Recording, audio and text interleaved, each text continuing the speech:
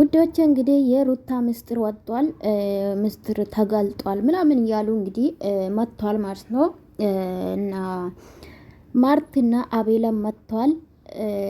ማን ነው ደግሞ የሩታ ጀለስ የነበረው እሱም ቪዲዮ ለቋል።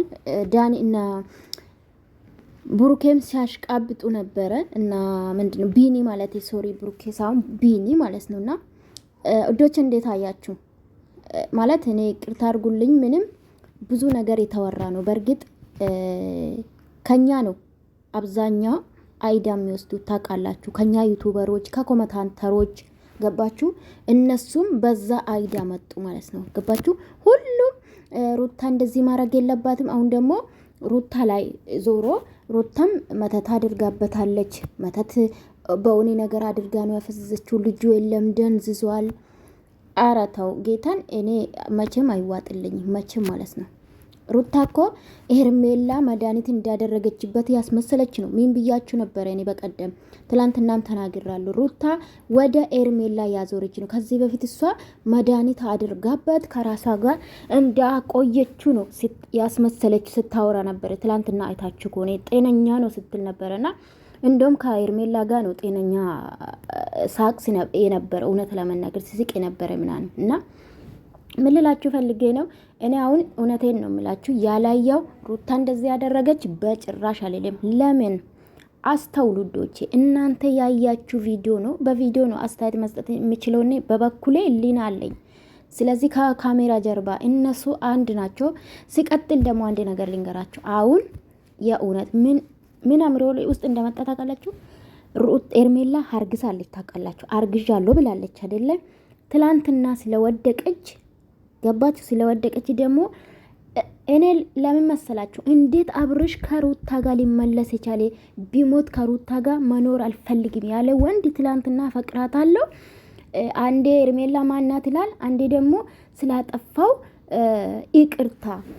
እስቲ ምንም የማያውቅ ሰው እንዴት ነው ሄርሜላን ያላስታወሰ ሰውዬ ማናት ሲል የነበረ ሰውዬ ማለት ነው። ዶች አስተውሉ። አሁንም ልንገራችሁ እንዴት ነው አጥፍቻለሁኝ ሩታ መርጫለሁ። ምርጫ ምን አመጣ? ያላወቀ ሰው እኮ ነው፣ የደነዘዘ ሰው እኮ ነው። እንዴት ይቅርታ ጠይቃለሁ ለጠፋው ለሁሉም ነገር ነው አለ። አስቡ። ይሄን ብቻ ያዙልኝ። ስለዚህ ምን ልላችሁ ፈልጌ ነው፣ አሁን ሄርሜላ ትላንትና ወርቃለች። የእውነት እስከ ዛሬ ድራማ የተሰራ ነው። አሁን ሄርሜላ ወርቃ የለ። በዚህ ሰበብ ደግሞ ልጇ ወርዶባታል ብሎ ከመጡ 100% ሁሉም ውሸታም ናቸው ብዬ ነው ማምነው። ውሸታም ናቸው የእውነት። ሄርሜላ እንግዲህ አሁን የሚለቀቁ ወይን ሆስፒታል ገብታ ነው ምናምን እንደዛ ነው አለቀ። የማይመስል ነገር ነው ማለት። ያንዳንዱ ቪዲዮ እኮ ቀርጾ ነው ጋይስ የሚለቁት፣ ያንዳንዱ ስትወርቅ ምናምን። አሁን ዛሬ ደግሞ ሆስፒታል የገባችው ቪዲዮ ለቀቀልናል። ኢማኑ የእውነት ሄርሜላ እስከ መጨረሻ ከሱ ያረገዘችው ልጅ ከወለደች እውነት ሄርሜላ ጋር እውነት አለ ብዬ ነው የሚቀበለው። እኔ እውነት ለመናገር ምንም ትስራ ሄርሜላ መቼም አልጠላትም። በጣም ደስ የምትል ልጅ ናት። አነጋገሯ በጣም ስርዓት ያላት ልጅ ናት። እናንተ እንደምትሰድባት አይደለችም። ባይዘው በጣም እንደመጣላት አፋ የምትከፍተው እንደውም ሩታ ናት። ስርዓት የሚባል አታውቅም። የምታወራ በጣም ሰውን የሚያናድ በቃ ሆነ ነገርና ኤኒዌይስ ምን ልላችሁ ፈልጌ እና አቤላም ግራ ገብቶናል ብሎ ከሚመጡ የእውነት ለወንድማችሁ ካሰባችሁ ከይታችሁ ማርቲም ለይትሽ ካሰብሽ ከይትሽ ጎን ነው። በቃ አለቀ። ያ ሰው ተመልሶ ከሄደ ሲጀምር እንደዚህ አይነት ወንድ አይሆንም። በቃ አይሆንም በጭራሽ። በጀመራም ተናግሬያለሁ። የእውነት አብርሽ ወደ ራሱ ተመልሶ ማለት ፍቅሩ ወደ ራሱ ተመልሷል የሚባል ነገር እኔ አልቀበልም። በፊት ምንም አልሆንም፣ አሁን ምንም አልሆንም።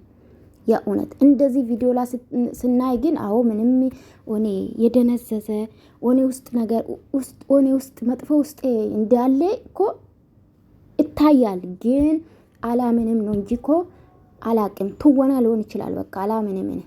ይቅርታ አድርጉልኝ፣ አላምንም በጭራሽ።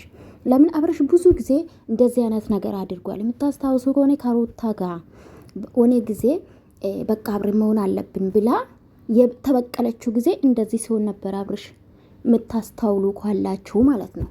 ሆኔ ምንም በቃ ምን ልበላችሁ ወዲያ ነው የተቀየረው። ሶ ምን ልላችሁ ነው አንዳንዴ ታገሱ፣ ተረጋጉ። ለስድብም ለምንም ተረጋጉ። ገባችሁ አይደለ? ያላየን ነገር ደግሞ አንፈርድ። አሁን ደግሞ ወደ እምነት ዞራችሁ ምድረ ቅንቅና ሙላ ማለት ነው። ወደ እምነት እነሱ እምነታቸውን አናቅም። እኔ በበኩል አላቅም።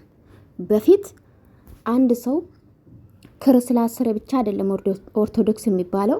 ገባችሁ አይደለ? ክር የሚባል የላቸውም። እኔ በቃ እምነታችሁ እንደሌላችሁ ማለት ያመንኩት መቼ ነው? ማማት ውስጥ የተጋቡ እንኳን እነሱ ኦርቶዶክስ ሆኖ ማን ነው ቤንጥም አያደርግም። ገባችሁ? ስለዚህ እምነታቸውን አናቅም። መስቀል ስላሰሩ ብቻ ክርስቲያን ነው። መስቀል ካዲ ብዙ አለ እኮ ጋይስ። ምን ሆናችሁ ነው? ስጀምር ስለ እምነት አታውሩ። በቃ ስለ አንድ ግለሰብ አውሩ።